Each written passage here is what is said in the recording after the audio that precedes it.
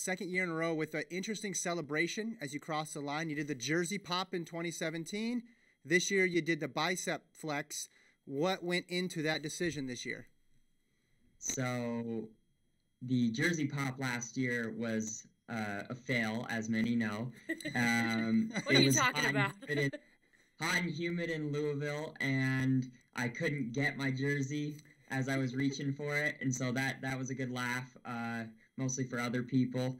But this year, the flex is kind of it was almost instinct as I crossed the line, but a lot of it has to do with just the little friendly rivalry between BYU and NAU. They didn't take well to my flex at regionals in the 10K outdoors, and so they now like to taunt me with a little bit of a flex chant when I run and they're spectating. So I believe it was Luis Grijalva told me to flex at about 5.5K into the race, and I winked at him, and later when I crossed the line, that was going through my head, and so I gave it a little two-handed flex.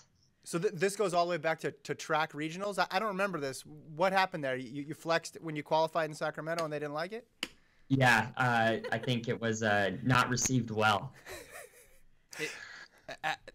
Tell us about the origins of this BYU NAU rivalry. Like, is this obviously just because you guys are two of the best programs in cross country? Is it a heated rivalry?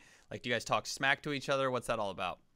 I think running, there's no sense in talking a lot of smack because your legs do most of the talking, and so as of right now, they definitely have the leg up on us. Yeah. So, I mean, it just kind of is what it is. You know, the media likes to play the BYU versus NAU thing, and so last year it was like, who's better going into the national meet, and then they kicked our trash, and then track season, it was kind of like a little bit of, you know, they beat me, I beat them, and then they ended up getting the last laugh again, and it's just kind of this like, we're on similar levels, and we race each other enough that it's become a thought, you know? What's a bigger motivator for you guys? Just looking at NAU as the top dog this season, or is it internally knowing that, like yourself and a couple other of the top 5 guys, you guys are seniors? Is it like more like, hey, this is our last chance, or is it let's get revenge on NAU? Which one's motivating you more in 2018?